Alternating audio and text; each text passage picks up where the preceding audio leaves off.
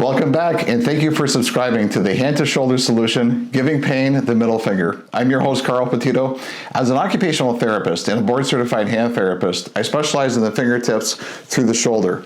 I want to bring you information, and that's just what this is. This is information, not medical advice. You should always be seen by a healthcare practitioner. Today, I want to talk about arthritis. And in the clinic, often I'm writing notes down for my patients, what devices they should use. And we always discuss heat versus cold, proper timing and technique. But let's talk about some tools to help reduce inflammation, decrease irritation of the joints, specifically arthritic joints. And there's a lot of things out there. And I want to talk about a few main things that have been very, very helpful for people. Now, let's talk about red light therapy. And by the way, I'm going to put links on the bottom so that way you can easily find these items and access these items without a lot of searching. All right, so the first item is red light therapy. This is a large example, and this I like to use over my shoulder. I'll have patients get larger ones for larger joints, and even around the elbow, forearm, wrist, and hand. And this red light is in the proper spectrum of red to stimulate the mitochondria of the cells to decrease inflammation and produce more healing chemical.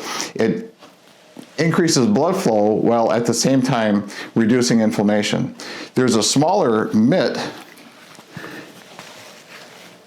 and they make some, which I'll put some links to below, for 10 to 15 minutes to 20 minutes.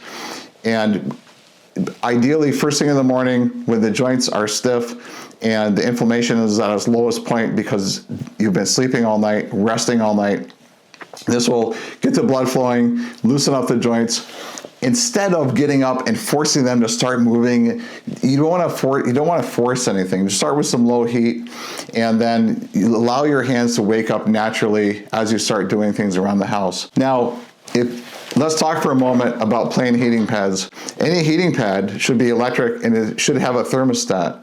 So I direct folks to put this on the lowest setting if you just have a basic heating pad at home, and I'll put a link to that as well, to some good high quality heating pads that are large enough to wrap around the forearm, wrist, and hand, and even include the elbow. And the lowest setting, 10 to 15 minutes in the morning only.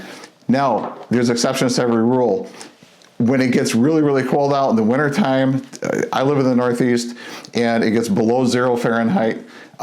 Days like that, instead of using cold in the afternoon and before bed to reduce inflammation, you can skip the cold and use the heat up to 3 times per day. You really don't want to use the heat any more than 3 times per day because that will cause an inflammatory reaction. You can overdose on anything, and it's easy to overdose on the heat. The trapping of heat is that it always feels good when it's on, but pay attention to the after effect. If you're a little more painful after you remove it, then you're having an inflammatory response. So pay attention to your body. A lot of patients have the beads that you hit in the microwave, and the microwaves vary. And sometimes it starts out way too hot, causes inflammation response, and it immediately starts to cool down. And it doesn't stay at a steady temperature for 15 minutes. And that's what you want. You want it to be at a steady temperature for 15 minutes or so. And that's why you want something with a thermostat, something that's controlled, all right? Now, I want to show you a good way to protect your joints when you're opening things in the kitchen, specifically jars. So there's a nice little basic thing like this that is very sticky without having adhesive on it. And you can hold the jar in the bottom and then have another one to put on top and turn that jar lid. It really helps you grip very, very nicely. I'm going to put a link to this, and it's very low cost and very, very helpful. What can you put on your joints to decrease pain? Here's a nice thing that a lot of people don't think of, and it's cold pressed castor oil. The castor oil is a natural anti-inflammatory, and you can put it topically on your knuckles, for example, or around an arthritic elbow. But when we think of arthritis, we mostly think of our wrists and hands, and you can put a layer around your wrist, put it on the joints of your hands. You don't want to rub your hands. Don't rub it in. The rubbing will feel good, but the immediate after effect is increased inflammation. So I have people put a layer of this on topically, wrap their hand in a towel, let it soak in, watch a movie, and then after a couple of hours, just wash it off.